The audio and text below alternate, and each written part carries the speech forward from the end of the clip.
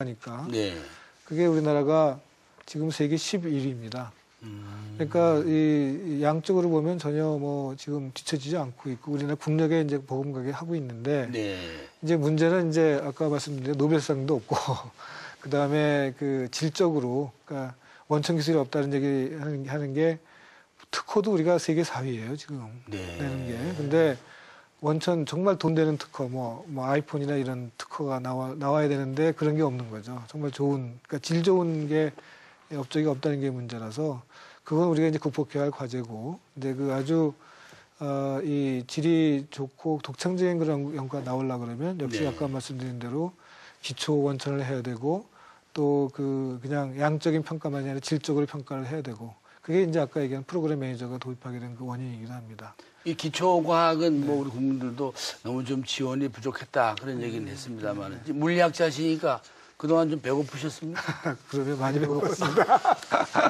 근데 그 책임이 지금 이제 기자님한테 오신 건데 네. 우리 국민들이 이에 대한 이해를 좀 돕기 위해서 기초과학이 왜 중요한지 한 번 더 듣고 싶습니다. 이제 아까도 말씀드렸지만 우리나라가 이제 선진국을 따라가는 그 중진국 모델에서 이제 선진국하고 같이 앞서가는 그런 선도형 모델로 가려고 그러면 남이 아는 걸 해야 되거든요.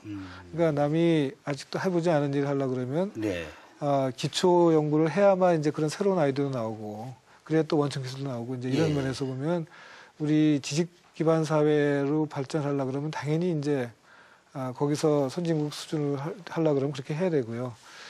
이제 그런 면에서 이제 경제개발 면에서 볼 때도 기초 연구가 이제는 우리가 필요할 때가 됐다. 독창적 연구를 해야 되는 연구가 필요할 때가 됐다는 얘기를 할 수 있고 또 하나는 좀 문화적으로 보면 이 우리나라가 경제 규모 11위인데 그러면 세계적으로 얼마나 인류 문화나 지적 재산에 기여했냐.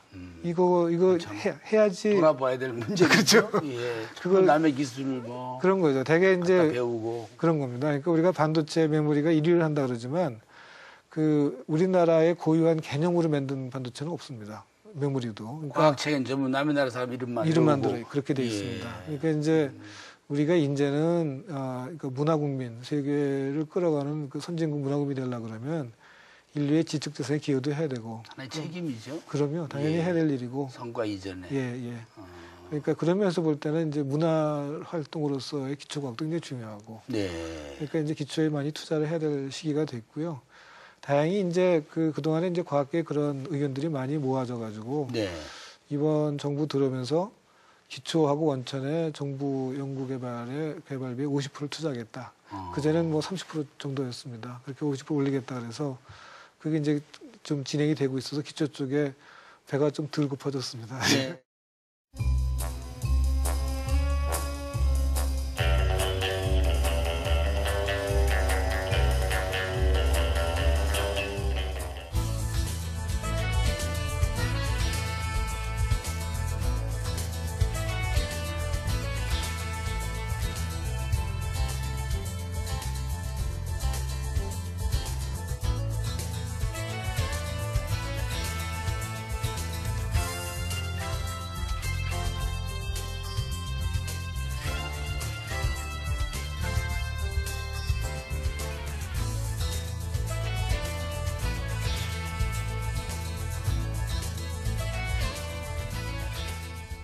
그럼 일반 국민의 과학관은 어떤 수준인 겁니까? 이른바 과학의 대중화 얘기 좀 듣고 그게 좀 걱정인데요. 사실 이제 이런 걱정이 됩니다. 우리 그러니까 방송객들 보시면서 한번 과학에 대한 이해를 좀 도와주시죠. 아니 고등학교 졸업하신 다음에 과학책 읽어보신 분들 얼마나 계십니까? 한 권이라도 읽어보신 분이. 그러니까 우리나라 과학 문화가 문제인 게요. 이 과학책이 안 팔리는 나라 중에 하나입니다. 우리나라가. 근데 이제 저는 그 이유가 이 국민들한테 잘못이 있다기보다도 책이 좀 어려운 거 아닙니까? 그런 것도 있고요. 아주 좋은 책도 없는 것도 있고 또 하나는 이제 중고등학교 교육할 때 과학을 너무 어렵게 가르쳐가지고 아주 질려버리는 거죠. 그리고 그냥 끝나고 나면 난 정말 보기도 싫다 이런 사람들이 대부분일 거야. 그러니까 과학책이 있어도 보지도 않으려고 그러고 그러니까 대중 서적인데도 과학책이. 근데 미국 같으면 그렇게까지 가르치지는 않거든요. 그러니까 자기 좋은 것만 배우고, 그러니까 일반적인 수준은, 그러니까 우리가 뭐 그러니까 OECD에서 조사하는 피사라는 게 있는데 네, 그게 이제 예, 고등학교 그 과학 수준을 측정하는 예. 거죠. 우리가 평균으로 보면 과학이나 수학이 거의 이 5등 안에 듭니다.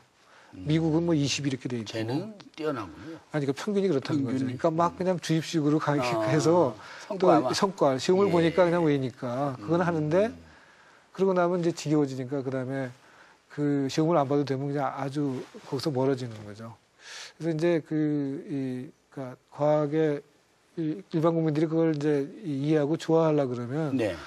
중고등학교 때부터 너무 이렇게 강요하지를 말고 좀 호기심 가지고 이렇게 공부를 하게 하고 나중에 그러면 나이가 들고 다른 직업을 하더라도 책을 뭐 과학책도 뭐 요새 새로운 책이 많이 나오거든요. 예. 과학 이론도 많이 바뀌고 있고 뭐 그런 것들에서 보면 굉장히 재밌지 않습니까? 뭐 예를 들어서 뭐 진화론이 어떻게 됐고 우주가 어떻게 생겼고 하는 것들이 네. 그 사이에 많이 발전했거든요. 그러니까 그런 것들은 이 사람들이 갖고 있는 아주 근본적인 질문인데 그 질문을 질문에 대답해주는 책들이 있는데 그거가 참 사람들한테 안 읽혀지는 거죠. 네. 물리학자신데 그 보통 학생들이 제일 어려워하는 게 물리학입니다. 물리학을 공부하시게 되는 그때 글쎄. 얘기 좀 들려주시죠. 물리학이 어렵지가 않거든요, 사실. 그러니까 이제 어렵게 가르치니까 어려운 거죠.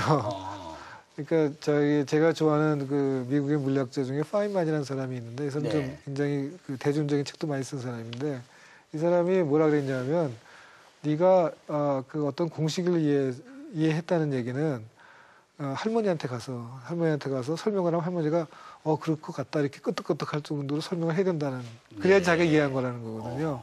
그러니까 정말로 자기가 그 물리학만이 아니라 예. 모든 거에서 이제 정말로 자기가 다 이해를 했으면 일반 사람들한테 충분히 이해할 수 있게 설명해 줄 수 있어요. 일반 사람들이 그거를 다 이해는 못하더라도 그럴듯하다라고 끄떡끄떡할 정도까지 설명을 해야 되거든요. 네. 근데 이제 그 물리학이 어렵다고 하는 거는 그동안의 교육 과정이나 책이나 이런 것들이 그렇게 가르치지 못하고 그냥 뭐 있는 공식을 막 외라고 하고 뭐 이랬으니까 그러니까 이게 왜 필요한 건지 이거 기본 그 생각이 뭔지 이런 거보다는 그냥 공식을 위해서 문제 푸는 데만 너무 집중을 했기 때문에 이제 어렵고 재미없어지고 그런 건데 사실 물리는 하다 보면 그 원리를 알게 되면 굉장히 재미있는 학문입니다. 네. 그래서 저는 뭐 고등학교 때 이제 문과학과 나올 때는 이게 어떤 게 좋을까 뭐 문과시지만 저는 근데 그때 어떻게 어릴 때 어떻게 생각했냐면 문과는 있는 걸 가지고 어떻게 잘 나누냐 하는 걸 가리키는 거고 네. 이과는 없는 걸 새로 만들어서 이게 창출하는 거다. 그럼 뭐 창출하는 게 더 재밌지 않겠냐 뭐 이런 생각을 했고요. 그리고 이제 수학하고 물리가 또 재밌었고 그래서 이제 물리학이